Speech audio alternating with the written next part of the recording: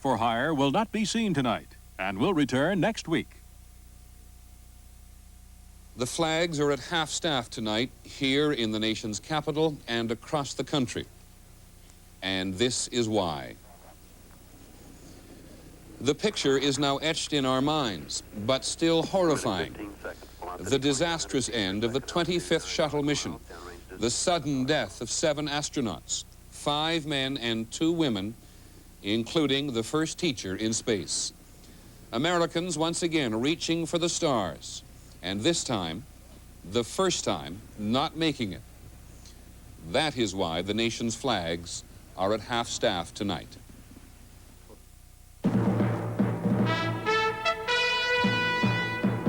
This is an ABC News special. The Shuttle, Disaster in Space. Reporting from Washington, here is Peter Jennings. What we're going to try to do in the next hour is to put this national tragedy in some sort of context. The nation has lost 7 explorers. Ever since the manned space program began a quarter of a century ago with people like Alan Shepard and John Glenn, the astronauts, in one way or another, have seemed to belong to the nation. We do not know exactly what happened up there, 10 miles above Cape Canaveral this morning, but we will talk to other astronauts about what might have gone wrong. We certainly know what happened here on Earth. The shock and the sorrow has been truly international in scope. And so we'll talk, besides to just plain folks, to politicians, including Senator Jake Garn, who's been on the shuttle, and to James Michener, who so effectively captured the space program in his book. But we're going to begin with those who, to say it again, we have all lost. Here's ABC's Stone Phillips. They were America's crew, men and women, veterans and first-timers, parents and even a classical pianist. They came from Akron and Detroit, Boston and the Carolinas. They were pilots and engineers and a teacher, and they were young. The oldest would have turned 47 in May. What they shared was a pioneer spirit, a passion for adventure, and a belief that man's discoveries in space can help solve problems on Earth. Their leader was Commander Dick Scobie, age 46, making his second journey into space. He became an astronaut in 1979 after 22 years in the Air Force. He saw combat duty in Vietnam, won the Flying Cross and Distinguished Air Medal, and later, as a test pilot, logged more than 5,300 hours in dozens of experimental aircraft. Born and raised in Washington State, Scobie is survived by his wife June and 2 children. A few months ago, he returned to his high school to share his enthusiasm for space. He really wanted to interact with the kids. It was okay to talk to the adults, but his whole purpose of coming back was to deal with the kids and maybe give them some sort of a message or a goal. Second in command was pilot Michael Smith, a 40-year-old commander in the U.S. Navy on his first shuttle mission. Like Scobie, he had served as a pilot in Vietnam, been decorated, and gone on to train as a test pilot. He was selected as an astronaut in 1980. He was married and the father of 3, and close to Senator and former astronaut Jake Garn. Well, it's very difficult for me to talk about it because these were my friends. Mike Smith, the pilot, was my mother hen the first month that I trained. They assigned him to me, go to my classes and help brief me. And I don't know of any time that I have been more shocked or more moved than when my first wife was killed in an automobile accident. 39-year-old Ellison Onizuka was Hawaii's first astronaut. His hometown honored him with a traditional parade before he left for astronaut training. Onizuka was also a husband and father, seen here with his 2 girls. Before turning astronaut, he taught at the elite Air Force Test Pilot School in California, and as chief of engineering there, was responsible for all instrumental and flight testing modifications on highly experimental jet aircraft. For Onizuka, a lieutenant colonel in the Air Force, the exploration of space was a way to serve man's more immediate needs. There are a lot of outcomes from these projects which will affect both our society and the rest of the world. 36-year-old Judy Resnick from Akron was on her second mission. Her specialty, electrical engineering, her assignment to operate the shuttle's mechanical arm. On her first mission, she used the device successfully to help remove ice from the outside of the orbiter. It was also on that mission in 1984 when the shuttle Discovery aborted takeoff moments after the engines had been fired. Resnick later expressed confidence in the shuttle's safety systems. After it all happened, we were all very grateful that the safety features do what they're supposed to do on the orbiter. And I think that the system has been designed such that anything that could present a problem will be taken care of by these safety features. When Resnick wasn't flying, she sometimes doubled as a commentator, helping bring to life for television viewers what it was like to take off on board the shuttle. Gregory Jarvis, age 41, was a Hughes aircraft engineer on board Challenger to conduct tests on the effect of weightlessness on liquids carried in tanks. NASA hoped his experiments would provide information for the design of liquid fuel rockets. He was born in Detroit and trained as an Air Force satellite engineer. He was married but had no children. Mission specialist Ronald McNair was doing research on lasers when he was selected to become an astronaut in 1978. Born in Lake City, South Carolina, schooled at MIT, he brought a background in physics to the shuttle program. This was his second flight. A husband and father, McNair saw space travel as a calling for himself and mankind. So I see it as something that we must do, and I see it as something that's part of man's nature to explore. And finally, the first teacher in space, Krista McAuliffe, chosen from more than 11,000 applicants for what she described as a once-in-a-lifetime opportunity. Well, it was a challenge, and it was something that I always ask my students, you know, to go and seek whatever they feel they can do and reach a little higher. McAuliffe taught social studies in Concord, New Hampshire, and she said she wanted to bring the wonder of space to students all across the country. She'd planned to give lessons on weightlessness and life in outer space that were to be televised to millions of schoolrooms. She's survived by her husband, her 2 children, and all the students she taught and adored in Concord. She did this to get people into the space program, you know, to open up people's eyes and get people more enthusiastic about it. And I know that she will hope that people take this as a bad accident, as bad accidents do occur, and just do have faith. In the end, faith is what America's space program began and grew up with, that and technology. Today, whatever it was that went wrong, it wasn't a problem of faith. Stone Phillips, ABC News. The 7 men and women who flew on Challenger this morning, in some cases having flown before, and reminding us, of course, that the success of the space program has been such over the last few years. This was the 10th mission of Challenger and the 25th of the shuttle program, that we have come to take its success and its safety very much for granted until today. I suppose the reminder there is that we now identify with those men and women in a much more personal way than we have done almost at any point since the beginning of the space shuttle program, with the exception of a woman flying for the first time, or in the case of the first black astronaut in space. You saw in Stone Phillips' report Senator Jake Garn from Utah, who said that today's accident was so devastating to him it was clear. Senator Garn is now at Andrews Air Force Base, having just got off the Vice President's aircraft, having flown to Cape Canaveral to talk to the people at Launch Control and clearly to talk to the families. Senator Garn, I think I know what the mood and the atmosphere was that you found down there, but would you tell us anyway? Well, obviously it was very difficult. You always feel so inadequate. What do you say to people when they have lost their loved ones, and particularly where I was so personally involved and knew those that were killed today? But I was so impressed with Mrs. Scobie. She stood up and she said, "We want you to know, Mr. Vice President and Senators, and I'm sure I speak for all of the families, that we want the space program to go on. We don't want this tragic accident to slow it down or stop it." And she said, "We know that our loved ones would feel the same way." And so just a very moving and touching experience. Senator, you flew on the shuttle last April. You're an enormous supporter and very much a booster of the space program. What do you think today will do to America's program in space? Well, obviously we can't fly again until we determine the cause of this tragic accident. But once that has been determined, we make certain that it can't happen again, then the space program should continue. We have learned so much from space. It benefits all of God's children, every place on this earth.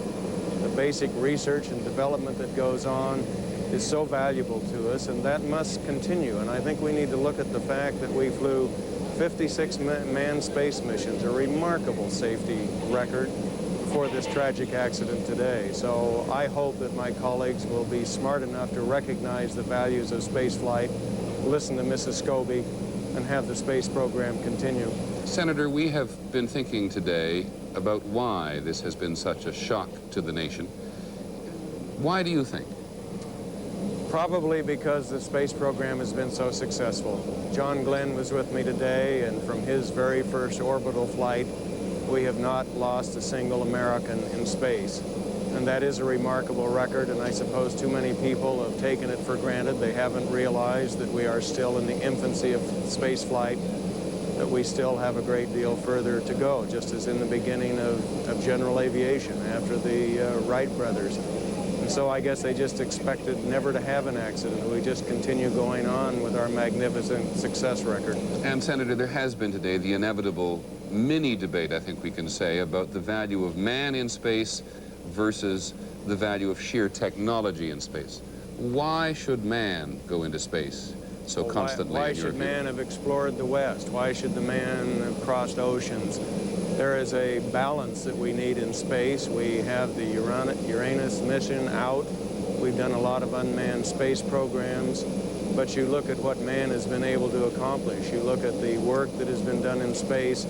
You look at the experimentation on medicines for the future. You look at the repair, the retrieval of satellites in space.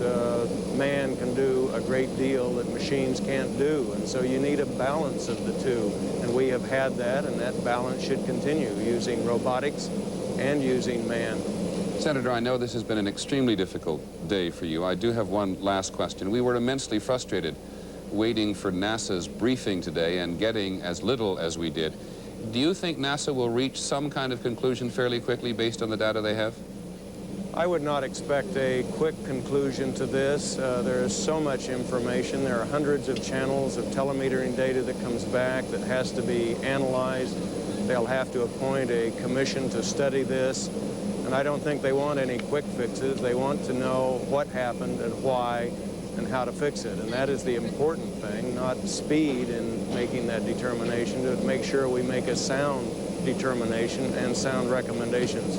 Senator, you're very thoughtful to take the time for us when you've given so much time to the families today, and we appreciate it. Thank you. Senator Jake Garn, senator from Utah, who flew on the shuttle last April, and who, as we said, and as you can clearly see, is an enormous booster of the continuation of the American manned space program.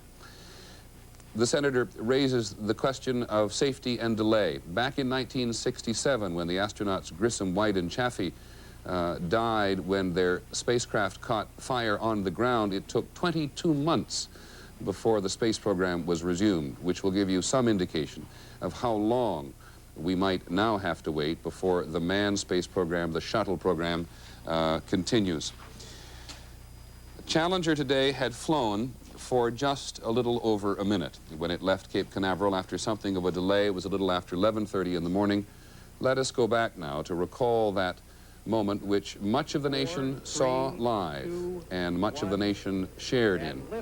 The initial joy and the subsequent horror. Space shuttle mission, and it has cleared the tower.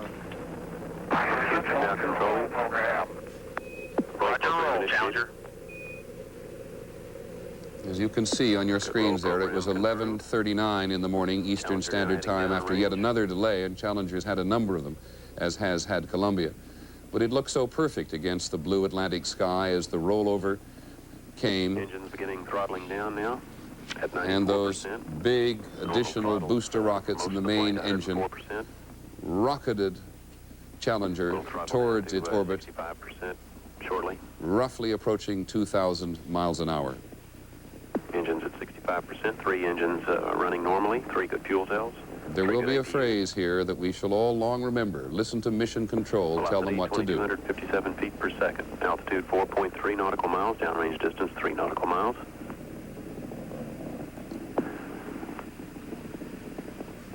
Engines throttling up, 3 engines now at 104%. Challenger, go with throttle up. Go with throttle up. And then it happened. 1 minute 15 seconds. Velocity 2,900 feet per second. Altitude 9 nautical miles. Downrange distance 7 nautical miles.